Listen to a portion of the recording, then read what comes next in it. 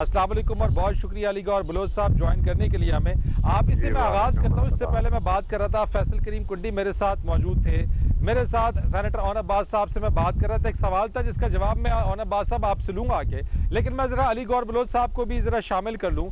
Bloch साहब ये बताइएगा ज़रा, जो इस वक्त खबर चल रही है, इस वक्त जो है वो ब्रेकिंग न्यूज़ चल रही है, एक स्टेटमेंट है इस्माइल चौधरी जो KLA 35 से नून लीग के कैंडिडेट हैं।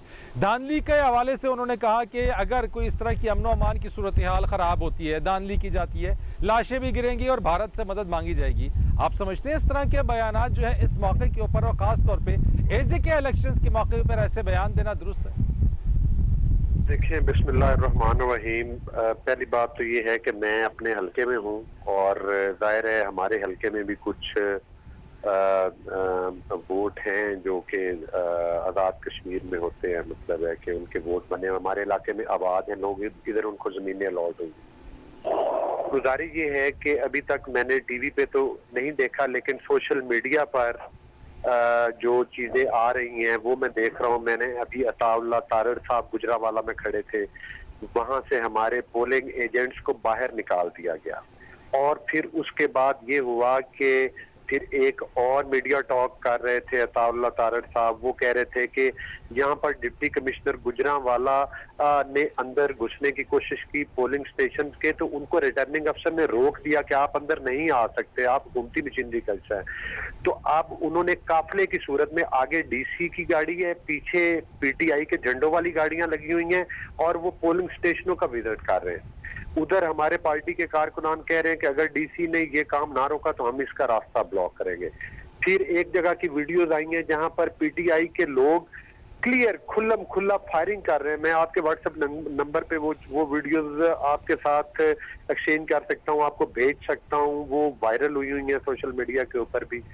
मकसद ये है कि ये वो जो गुंडागर्दी का एक माहौल पैदा हुआ जिस वक्त अली अमीन गंडापुर और उसके साथियों ने कश्मीरियों, नहते कश्मीरियों के ऊपर फायरिंग की, वो भी वीडियोज आई।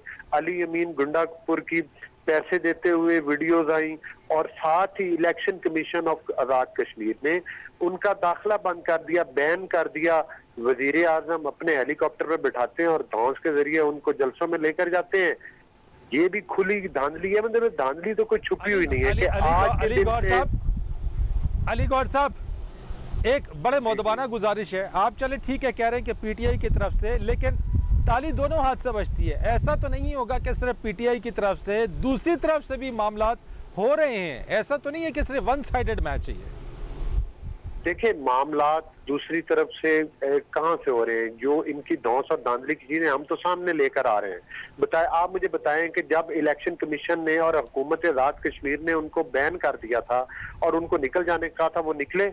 वो कंपेन क्यों चलाते रहे? इसका मतलब है कि आप अपने आप को कानून से ऊंचा समझते हैं।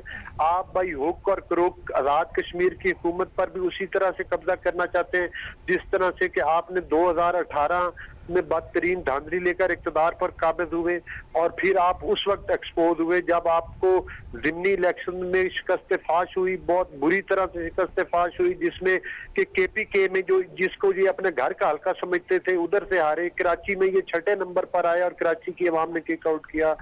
गुजरात के इलेक्शन में, आपका पॉइंट नोटेड, सुन लेना, योर पॉइंट इज, सुन ले, इलेक्शन कमीशन ऑफ पाकिस्तान ने और सुप्रीम कोर्ट ऑफ पाकिस्तान ने इनको वोट चोर के सर्टिफिकेट पकड़ा। तो मकसद ये है कि ये वही काम आप आजाद कश्मीर में करने जा रहे हैं। हम इनका रास्ता रोकेंगे, आपके सारे पॉइंट अपनी जगह पर आपके।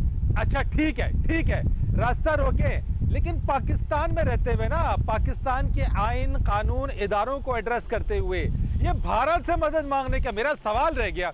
आपने सारी बातें बयान कर दी लेकिन मेरा सवाल का जवाब नहीं दिया कि भारत से मदद मांगना ये कोई ठीक है? ये कौन सी बात हुई है? आप मुझे अगर मेहरबानी करें, आप प्रोग्राम में बैठे, आप उनका बयान प्लीज सुनवा दें ताकि मुझे, मैं पहले, चूंकि मैं तो ये इस तरह से देखे ना, शाको सबाक से हट के बातें होती है। प्रोड्यूसर साहब जरा निकलवाइए, प्रोड्यूसर साहब जरा की है। कोई भी ये कहता है कि हम भारत से मदद मांगेंगे, प्रोड्यूसर साहब कोई भी ये कहे, ये जरा प्रोड्यूसर साहब जरा क्लिप निकाले, ठीक है, क्लिप निकाल के जरा सुनवाएं, जरा पता चलेगा उन्होंने क्या बात। मैंने नहीं सुनी उनकी बात। ये मेरा बाहर कैंप लगा हुआ था तो वो कैंप इन्होंने उखाड़ दिया। ये धांधली नहीं है तो और क्या है कि अगर पूरा अमन पोलिंग स्टेशन चलने देना है तो ठीक, नहीं तो फिर हम भी गड़बड़ करेंगे, फिर आपके लिए मसला बनेगा। तो ये डीसीओ साहब यहाँ आके कुछ हदायतें दे के गए हैं, मैं इसकी परजोर मज़ामत करता हूँ और गवर्नमेंट से कहता हूँ कि इन लोगों को बाज करो, वरना हालात ख़राब हो जाएंगे। यहाँ लोग मरेंगे। अगर ऐसी हरकत की तो मैं इंडिया को पुकारूंगा कि आपसे वो अच्छे हैं कि वो कम अज कम ये काम तो नहीं करते। उन्होंने अली गौर बलोच साहब, जो उन्होंने बाकी सारी बातें की हैं वो दुरुस्त हैं, जो उन्होंने आखिरी बात की है वो मुनासिब नहीं है, वो उनको नहीं करनी चाहिए इस तरह से बात। लेकिन जो जिस तरह से वो कह रहे हैं कि मेरा पोलिंग स्टेशन उखाड़ दिया, जब आप किसी को इतनी ज्यादा धांधली करेंगे कि आप उनके कैंप भी उखाड़ देंगे पोलिंग बूथ के, और उधर बलोच साहब, अली गौर बलोच साहब, मैं तमाम बातों का एग्री करता हूं, मैं आपकी तमाम बातों को एग्री करता हूं, हर बात से एग्री करता हूं, हर बात को सपोर्ट करता हूं। अगर हुआ, गलत हुआ, नहीं होना चाहिए था, कैंप उखाड़े गए, लेकिन बलोच साहब भारत को क्यों ललकारेंगे? भारत को क्यों ललकारेंगे? ये कोई मामूली बात तो नहीं है ना बलोच साहब? कि वो नहीं, मामूली बात बिल्कुल नहीं, मामूली बात नहीं है। नहीं पोलिंग सर, स्टेशन उखाड़ नहीं है, मामूली बात नहीं है। फिर जब आप अपने मुल्क में सर, मैं आपकी बात से आप क्या समझते हैं कि आप उनको दूसरे दर्जे का शहरी समझते हैं?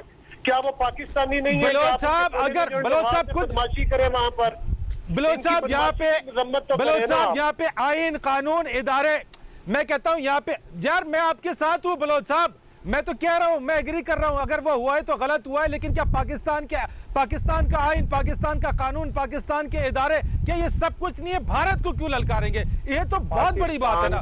हर पाकिस्तानी मुहिब वतन रखने वाला पाकिस्तानी इस बात के ऊपर चिराग पा होगा वो। ये तो गलत बात है सर, ये तो मामूली बात नहीं है ये। आपकी तमाम बातें अपनी जगह पर। पाकिस्तानी इदारों में बैठे हुए लोगों को चाहिए कि वो इस तरह से एक्शन करें, इंसाफ दिलाएं, ताकि लोग ऐसी बातें करने पर मजबूर ना हो। उनको चाहिए कि अगर पाकिस्तान के इदारे वहां पर मौजूद हैं और लॉ एंड ऑर्डर की सूरत हाल जो है जब पैदा होगी तो लोग परेशानी में इस किस्म की बातें करते हैं। नहीं, नो सर, नहीं, विद ड्यू रिस्पेक्ट बलोच साहब, with due respect sir, with all due respect, बिल्कुल ड्यू रिस्पेक्ट के साथ सर, मैं इस लॉजिक के ऊपर इसको ऑन नहीं करता सर, मैं कम से कम ऑन नहीं करता सर कि अगर ये चीज हो रही है तो भारत को ललकारेंगे। मैंने तो बड़ा सिंपल आपको जवाब दे चुका हूं कि जो कुछ भी उधर धांधली हो रही है, कैंप उखाड़े जा रहे हैं, वो भी गलत है, और जो उस कैंडिडेट ने भारत के हवाले से बयान दिया वो भी गलत है। मैं तो कह रहा हूं इस बात पर, मैं तो दोनों बातों को कंडेम कर रहा हूं।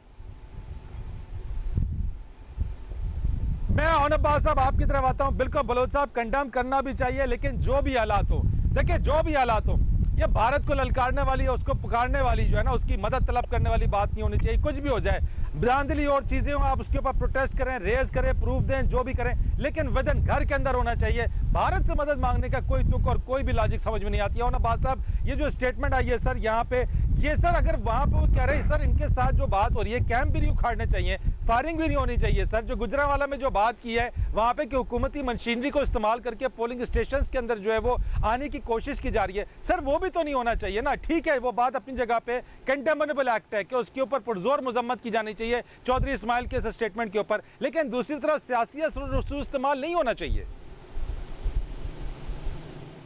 फरीद साहब, अगर तो इस कैंडिडेट का कैंप अकेले का वहाँ से उखाड़ा गया हो, जो कि विद इन 100 मीटर्स, जो कि नॉर्मली पोलिंग स्टेशन थे एक नॉर्मली फासला रखा जाता है, उसके अंदर अगर उसने लगा दिया हो, एक अकेले का उखाड़ा गया, फिर तो शायद डिफरेंट है। अगर सबके उखाड़े कर सबको कहा जी 100 मीटर से दूर लगा दे, तो एक SOP और TORs है जिसको फॉलो करना है। लेकिन बात थोड़ा सा इसको आगे चलते हैं, ये तो एक छोटा सा इशू है।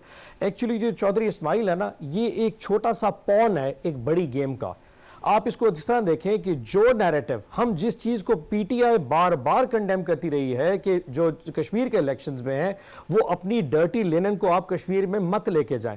पहले दिन से हमारी हुकूमत का जो एतराज़ था, जिसके बाद अली बिन गंडापुर की वो जो पोलराइजेशन वाली अली भाई ने अपनी जो कैंपेन स्टार्ट की थी, वो इसी बात से थी कि आपने सबसे पहले वहाँ जाके कहा कि जी हमें पता चला है, मरियम बीबी ने स्टेटमेंट दी, हमें पता चला है कि पाकिस्तान के वज़ीर आज़म इमरान खान साहब कश्मीर का सौदा करने जा रहे हैं, या उसको वहां पे जनाब एक नया जिला बनाने जा रहे हैं, या सूबे का स्टेटस देने जा रहे हैं।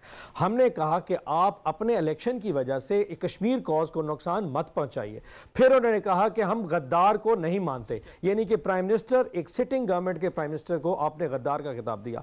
लेकिन जो हमारा पॉइंट ऑफ व्यू था कि इससे पहले आपके वालिद मोहतरम जिस किस्म के ताल्लुकात भारत के साथ रखते गए हैं, क्या ना तो उस वक्त आपके वालिद को इस बात के ऊपर कभी कंडेमनेशन हुई, ना बीबी ने, मरियम बीबी ने पिछली 20 दिन की कैंपेन में एक दफा मोदी को फाशिस्ट के नाम से नहीं पुकारा, एक दफा भारत को नहीं लड़कारा, एक दफा उन कश्मीरी जिनके ऊपर जुल्म हो रहा है वहां पे जम्मू कश्मीर के ऊपर, उसके हवाले से भारत की फौज के हवाले से एक दफा मुजम्मती बयान नहीं दिया, बल्कि हमेशा एक मोहब्बताना। अगर आप उनकी कल वाली मुलाकात की स्टेटमेंट निकाल लें, वो जो अफगान नेशनल सिक्योरिटी एडवाइजर के साथ हमदुल्ला मोहिब के साथ, जिसने पाकिस्तान को एक कोठे वाली से मुतरादिफ दिया था या हीरा मंडी के लकब से पुकारा था, उसके साथ मुलाकात करते इनको शायद पाकिस्तान की उस मोहब्बत के हवाले से कोई थोड़ा सा तरस तो आया होगा। यकीन जानी जो शख्स अपने आप को पाकिस्तान ही कहता है, वो उस पर भी अपने आप को ऐसा लागू करता है, अगर किसी ने मेरे मुल्क को गाली दी है उसने मुझे गाली दी है। अगर ये सोच हमारे जहन में आ जाए